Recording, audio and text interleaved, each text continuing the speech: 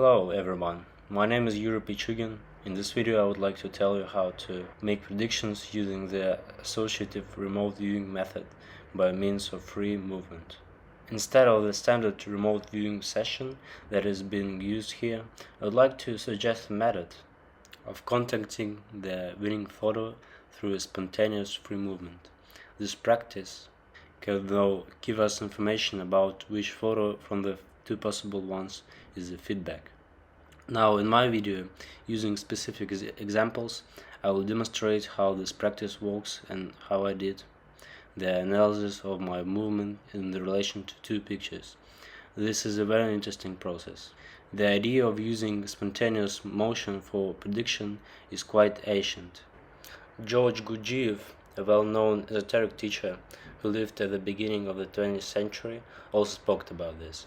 He talked about a certain Sufi monastery, Samrong, which is hidden somewhere in the depths of the desert sands, where there is a practice of prediction in a spontaneous Sufi dance. But the truth, according to him, was not that just the practice of spontaneous movement. It was supposedly a whole system with some set of iconic dance or movements that the Sufi could read. Sufis made their predictions based on the dance of the virgin dancers who lived in the monastery especially for this. I, who have neither a monastery nor virgin dancers, decided to do it on my own. The fact is that the body has a very strong connection with our unconsciousness, our wise divine body, which never lies. If our consciousness can somehow deceive us, then the body basically supplies us with more correct information.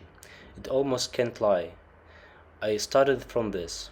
In the course of my experiments, I achieved completely paradoxical and amazing results with this.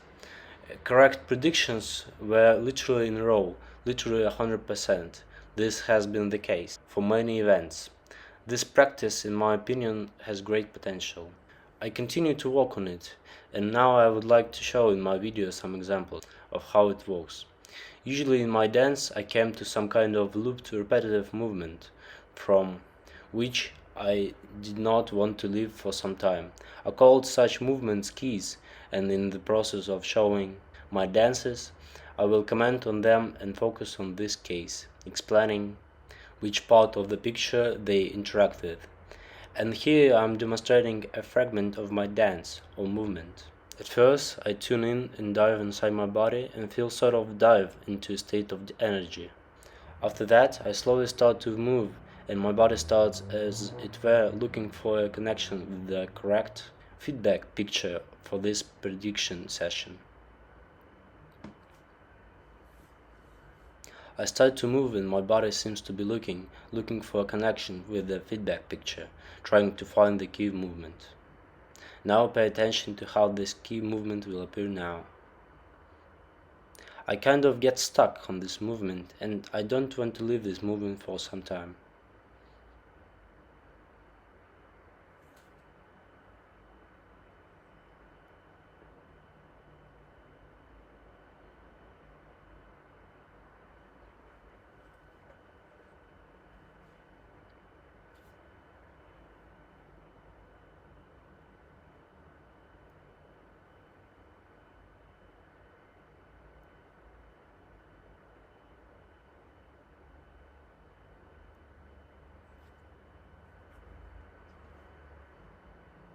Please note that I started to upload and now I seem to be unable to stop doing it.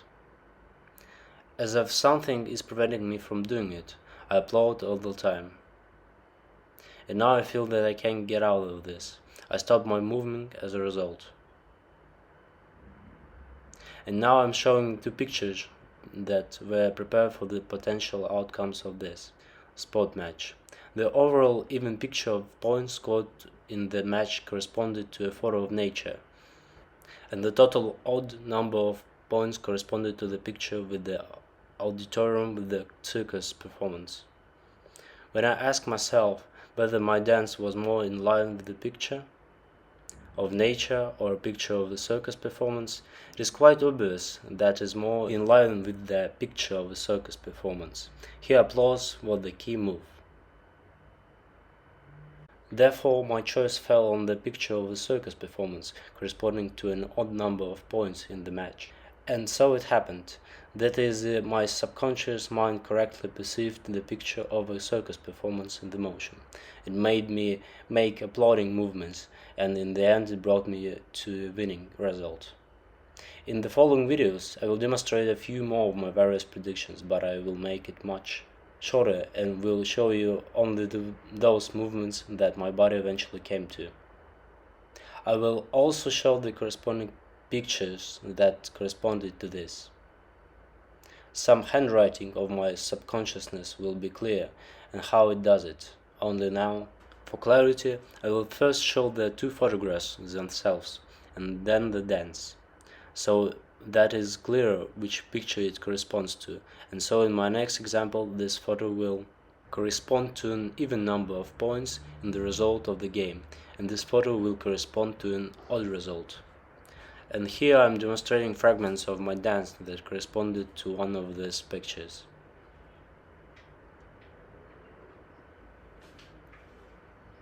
Now I show how this final movement is born. It doesn't always happen right away. It is sometimes born as if in a process. Now pay attention to the movement of my hands. That is how they seem to be starting to do something. And here's the next fragment where it is already most clearly seen how my hands begin to make movements similar to washing movements, and they do not immediately come to this. I just omitted now the part of the dance that led to this, and I'm already demonstrating the final part of it, where the washing movement of the hands take place. These movements symbolize water better than anything, and here you see how I make such an obsessive washing movement with my hands at the end. I mean, I'm sort of obsessed with it. In my opinion, this perfectly matches just the second picture where we have a lake. I have been making these movements for quite a long time, and as it were, I can get out of this without making, of course, efforts. It was obvious that the washing movements correspond quite well to the picture that has water and which just won as the result of the match. My movement matched the content of the feedback quite well. Now I will show the next prediction and the next two photos. Here's the first one, which corresponds to even result of the game, and here's the second photo, which corresponds to the odd result. Now in the spontaneous movements of my dance, which I will demonstrate to you, there will be interesting elements in which my cat will participate. It was completely unexpected for me. I don't know if this can be regarded as a coincidence or some kind of higher pattern, but it was very strange. You can see yourself. I'll say in advance that the picture with these rolls of fabric will win in this prediction, and see how my cat will help me. Now he knocked from another room. I'll let him in. Notice that next to me on the right side of the video right now is a small cylinder shaped like a roll of cloth. This is a device for the cat to sharpen its claws. And look, the cat starts to pester me, and then he starts stirring his cylindric device.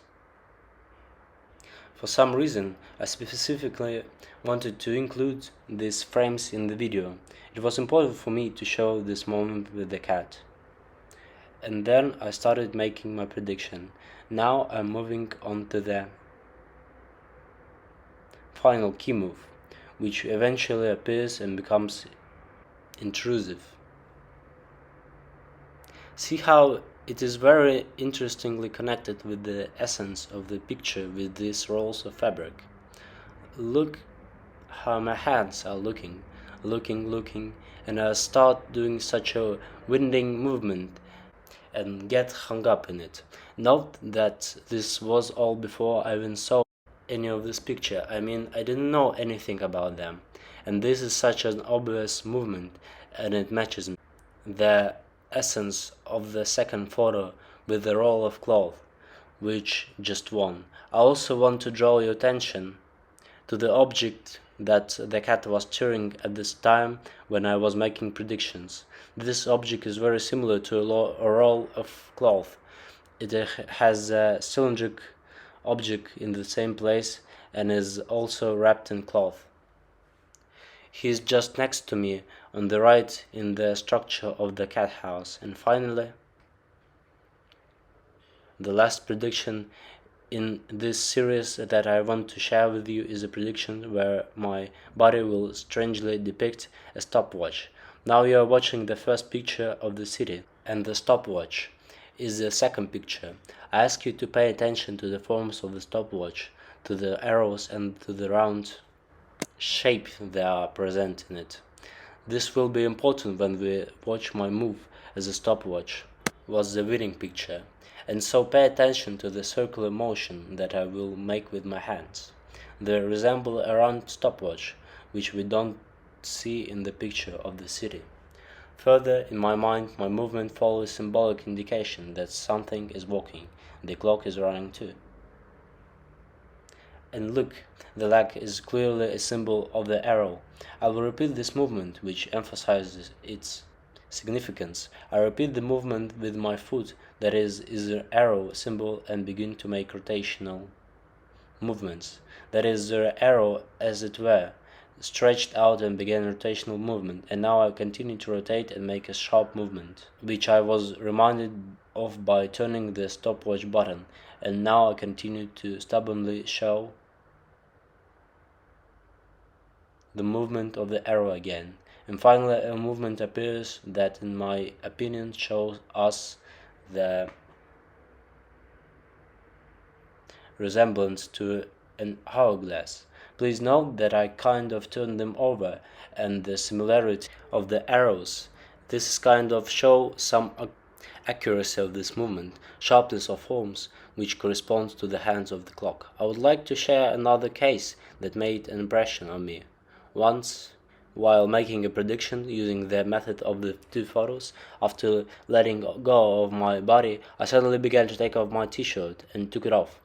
This have not happened before. Usually I was moving somehow, moving my arms, moving my body, moving my legs. And here suddenly I began to take off my t-shirt. And then my hands seemed to reach behind my back, to fold behind my back in the position of the Indian Namaste. And as if it seems to me that I should either have some kind of wings or something like that. When I received feedback, the photo showed a half-naked woman sitting in her back to the viewer, and she had a scar on her back, almost the entire length from the operation. It would be a deep scar, which I apparently received as wings. If we talk about the theoretical foundation of this method of movement, it seems to me that it has something in common with the method and ideograms. At the first stage, when we create an ideogram, we also make some spontaneous movement, which somehow interacts with our target. I think that the method of spontaneous movement just expands the method of the ideogram, giving great opportunities. And so, friends, I demonstrated some of my motion predictions, and this is actually a small part of what I did, and I showed it in the rather fragmentary way. But in the course of these predictions, I came to the conclusion that there is a certain body language, a language of movement that our body uses in order to convey images and photographs from the subconscious to us. This is a whole language, a whole specific library, a whole technique. I also came to a certain state of consciousness, of my body consciousness. When I had to tune into these predictions, I used some energy gymnastic for the body and felt its energy during these gymnastics very well, and the presence of this energy helped to find certain shapes and movements in my body. I also used the method of the embodiment in different objects, the method of becoming by different objects as a warm-up before my predictions. I did that in order to teach my body to tell me about such things through movement or through dance. In fact, I continue this practice and intend to move further in this development. I see very great prospects in this, and I tend to follow in the footsteps of that ancient Sufi practice of the Samron monastery, about which George Gurdjieff wrote. I want to gather a group of like-minded people who would also be engaged in the prediction in movement.